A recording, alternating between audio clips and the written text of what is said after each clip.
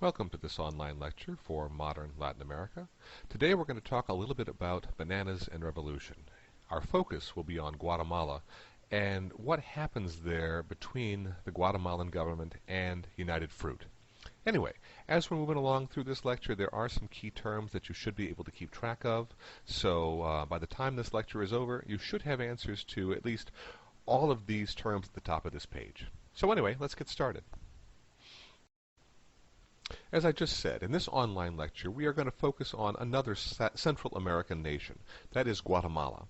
Guatemala is the northernmost country in Central America. It borders Mexico and has a population of 12.73 million people. About half of these people are Mayan Indians. The Mayans are an ancient people. In fact, they built one of the first truly great civilizations in the Western Hemisphere, even though their homeland was in the midst of a great and dense rainforest. Here is a photograph of some of the ruins from one of their cities. The peak of Mayan society was about 900 CE, or roughly the same time that Charlemagne was uniting much of Western Europe into his empire. In the Americas, however, the Mayan civilization was beginning to decline at about 900 CE. The Mayans ultimately abandoned their great cities, like Tikal, which is pictured above. By the time the Spanish arrived in Central America in the 1500s, the Mayans had lost most of their strength. Like other indigenous peoples, they were conquered by the Spanish and forced to work in the encomienda system. Over time, disease took a terrible toll over these people, and they became very, very poor. In short, the Mayans were much like other indigenous peoples living on the fringe of Latin American society. Guatemala gained its independence at roughly the same time as Mexico, around 1821. Following independence, Guatemala followed a pattern very similar to that of other Latin American nations. There were struggles between liberals and conservatives that ultimately ended with the rise of a caudillo. In Guatemala, the caudillo was Rafael Carrera, who governed the nation from 1839 to 1865. Carrera challenges the notion that a caudillo is only on the side of the rich and powerful. Carrera was supported largely by the Mayan and the Mestizo populations. That is because he protected the ancient land claims of these peoples from the elites in Guatemala. That protection ended with his death. Using progress as their excuse, elites seized lands from the Mayans and introduced commercial agriculture. Remember, commercial agriculture means the production of crops for global consumption. In the case of Guatemala, that crop was coffee. Coffee continued to dominate the Guatemalan economy until the late 1800s, when the United Fruit Company, which we've talked about in our book Bananas, began to move into the area.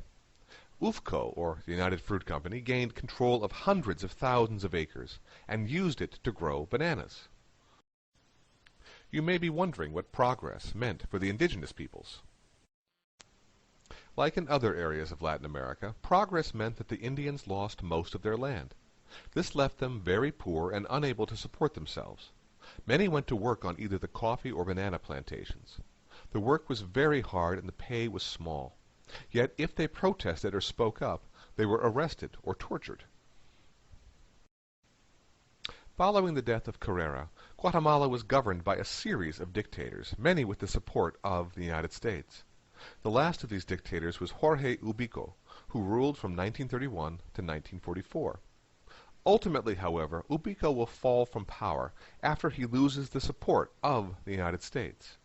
Why does he lose that support? Well, if you think about it, 1944 is the midst of World War II, and it turns out Ubico was openly sympathetic to the Nazis. Moreover, his use of torture and oppression simply became too much for the United States to ignore. The fall of Ubico in 1944 opened the door to real reform in Guatemala. Free elections were held in the country in 1944, and the people elected a doctor, Juan José Arevalo. Arevalo immediately began to transform the country. He dissolved the secret police. And he promised to give land back to the people. finally, he promised to liberalize Guatemala's government to make it even more open and accessible to all of the people. Aravelo left office in 1950, and he was replaced by another reformer, Jacobo Arbenz. Arbenz was elected with 65% of the vote. In other words, he was very popular upon being elected to the presidency. Despite the efforts of Aravelo, however, Arbenz still faced huge problems when he took office. For one thing, poverty was an epidemic. The annual per capita income of farm workers in Guatemala in 1950 was $87 a year. Making this situation worse is that much of the land that could be used for farming was tied up in the giant coffee plantations or in the banana plantations of United Fruit. By the 1950s, this had reached about 4 million acres in Guatemala. Worst of all, less than 25% of that land was being cultivated. In other words, most of it, 75%, was not even being farmed. Arbenz decided to act decisively to solve this problem. In 1952, he pushes through the Agrarian Reform Law. So what did the Agrarian Reform Law of 1952 do? Well, first of all, it only applied to those estates of more than 220 acres where less than 2/3 of that land was being farmed.